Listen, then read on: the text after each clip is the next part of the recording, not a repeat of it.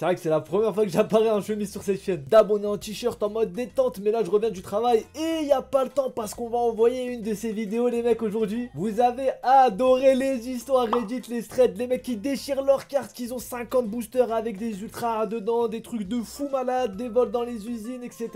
Et bah j'en ai retrouvé d'autres encore plus incroyables. Et ouais, ça fait plaisir, regardez ce sourire. Donc posez-vous tranquillement, prenez votre petit chocolat chaud, voilà. Mettez les petits likes, le petit abonnement. Bientôt les 10 000 abonnés les mecs, on va y arriver. Et let's go, regardez ces histoires et faites très attention parce qu'elles sont de plus en plus incroyables. Il y en a une que j'aime particulièrement. Pulls from 28 packs of Evolving Skies. Alors on démarre en douceur avec mon petit accent anglais. Et donc il y a un post assez sympathique où la personne va tout simplement nous montrer le résultat de ces 28 boosters sous Révolution Céleste. La magnifique collection qu'on ne présente plus. Rayquaza VMAX, des alternatives de full Noctali qui pètent un plomb. Là on a donc 4 tripacks, 4 boosters et une ETB qui contient pas moins de 8 boosters. Et avec tout ça, qu'est-ce qu'on va avoir les mecs?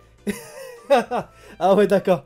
Ça commence très fort là, ça commence bien fort. Alors on a une petite Givrali V, bon c'est assez sympathique même si c'est la rareté la plus basse. Ça reste un Givrali et c'est plutôt cool à avoir et ça reste une ultra. On enchaîne avec une poubelle VMAX, j'ai nommé Miasmax. Ah vraiment le Pokémon le plus dégueulasse que j'ai jamais vu de ma vie. C'est littéralement un Pokémon poubelle, hein. Je vous mens pas, c'est un détritus le truc. C'est pire que Grotanmorph. Grotanmorph, il avait quand même du style. Grotanmorph, il avait quand même une certaine aura. T'avais une appréhension quand même en voyant le truc. Lui, il renvoie rien du tout, hein, sauf l'envie de vomir. Et en plus, en VMAX, comme ça, il est beaucoup plus gros et bien dégueu. Bon, la troisième carte, ça va être une petite carte gold, hein, ça va être le stade.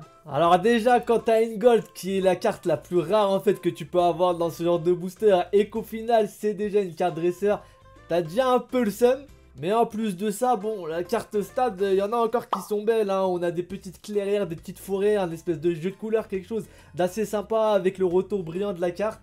La carte reste sympathique, hein, mais pour moi, il n'y a rien à en tirer malheureusement parce qu'il y a beaucoup mieux à voir. Petite Aquali VMAX, voilà, c'est mignon, c'est cool, c'est petit Aquali, ça fait plaisir. Ça ravira autant les anciens que les nouveaux. Et ce premier post se conclut sur un Rayquaza VMAX qui est pour le coup assez joli. 28 boosters donc, on va les estimer à 7 € le pack en France en non pesé, même si là c'est de l'anglais. Il y a eu des petites rééditions à droite à gauche d'Évolution Céleste, on peut encore en trouver actuellement à bon prix, mais ça va monter au fur et à mesure. Ce qui nous fait donc à peu près 200 € de booster quand même pour avoir ces cartes là. Alors bien sûr tu ne récupéreras jamais ta mise en ouvrant des cartes sauf si tu as beaucoup de chance. Mais bon là je pense qu'il y en a même pas pour 50 balles. Il y a 2 cartes sympas mais force à lui, on n'est pas ensemble. Enfin je dis ça mais je drop pas mieux. Evolving Skies a encore frappé. Au moins tu as eu des nouvelles cartes pour ton binder. Petit jeu de mots entre Evolving Skies qui est donc Évolution Céleste et Evolving Skies qui est donc les pleurs célestes. Low graded card. Alors là on va être sur un truc assez sympathique. Comme vous le voyez c'est une carte gradée. Pas n'importe quelle carte, ça va être un Kyogre Star. Une carte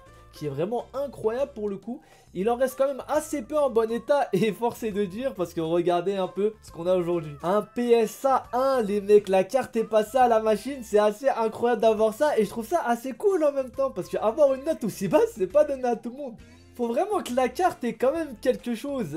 T'as eu un 2, un 3, un 4, c'est quelque chose. T'as un 5, un 6. Mais honnêtement, la note de 1, je trouve ça assez sympa. Faudrait voir la population, mais c'est peut-être le seul à avoir ce genre de carte. Quand j'y pense, toutes les cartes qu'on a laissées dans des poches, les gars, qui sont passées à la machine à laver, etc. Oh là là, on a dû en perdre. J'en suis sûr que certains d'entre vous ont déjà laissé des gros Dracofeu, espèce delta, ce genre de choses, et les ont retrouvés complètement éclatés. Après, là, ce qui est sympa, c'est que même si ça reste du PSA 1, la carte est quand même dans son entièreté. Il n'y a pas de déchirure. Bon, c'est état machine à laver, retourner, détourner, etc. Mais je préfère clairement ça que d'avoir un 5. Je sais pas si je suis bizarre, vous me direz si vous pensez la même chose que moi ou pas. Est-ce que vous avez déjà gradé des cartes d'ailleurs dans cet état-là? Le mec de PSA qui a gradé cette carte a passé une bonne journée. Il a juste eu à mettre un 1, à la mettre dans le boîtier et à aller manger.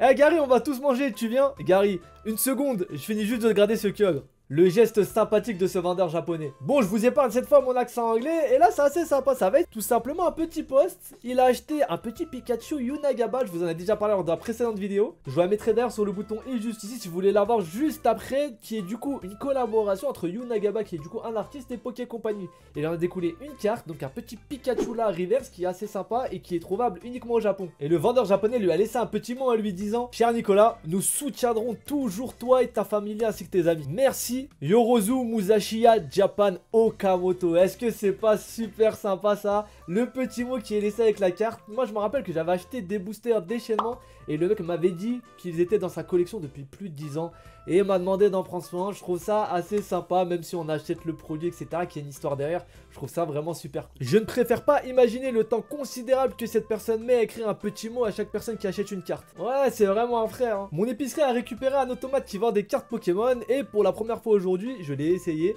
et j'ai pull un Gardevoir X. Histoire assez sympa pour le coup. Je suis assez curieux de ces machines là parce que j'adorerais les tester en vidéo. Est-ce que vous avez plus de chances dedans d'avoir une bonne carte que dans un booster? Ah, rien n'est moins sûr, mais pour le coup c'est de l'aléatoire de la même façon. En tout cas j'aimerais bien que ça débarque en France. Note pour ceux qui veulent conserver leurs cartes dans le temps, slivez-les avant de les mettre dans un binder.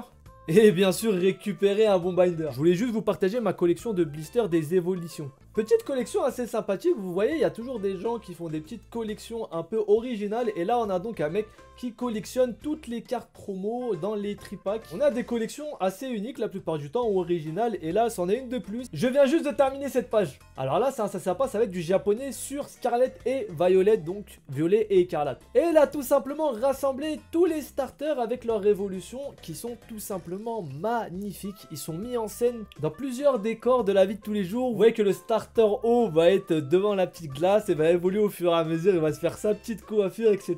Il devient VG à la fin et c'est vraiment cool. Moi je suis fan de ce genre de truc. Quand une carte suit une certaine timeline et on voit l'évolution au fil du temps. Si je devrais les classer, je mettrais quand même le starter plante en premier parce que c'est vraiment cool et il a vraiment la classe dans sa dernière évolution. Le deuxième je mettrais le haut parce qu'il est vraiment VG devant la glace. Et après je mettrais Chochodil et ses évolutions parce que aussi il est assez mignon dans son petit caddie. J'ai remporté au Cabestar cette planche non découpée de cartes fossiles qui date d'il y a plus de 20 ans. Alors là c'est incroyable comme histoire. Vous savez on parle souvent sur cette chaîne d'usines, de cartes découpées etc. Pour vous faire très simple, les cartes avant de se retrouver dans vos boosters passent en usine. Il y a donc une plaque qui est appliquée pour la couleur, une plaque pour l'holographisme et tout ça, il y a des contrôles qualité derrière pour bien vérifier la colorimétrie des cartes et bien sûr elles sont découpées à la fin. Ça veut dire que à la base c'est une grande planche avec énormément de cartes dessus reliées. Et bah là il a récupéré une d'usine qui n'a pas été découpée et ça si vous savez à quel point c'est rare, c'est juste incroyable. On en parle souvent sur la chaîne. En plus c'est du fossile donc ça date déjà plus de 20 ans, c'est vraiment ultra rare et comme vous voyez c'est seulement des holographiques. Le petit bémol c'est que ce genre de planches viennent d'usine et bah c'est volé. Parce que Poké Company n'autoriserait jamais ce genre de truc à sortir.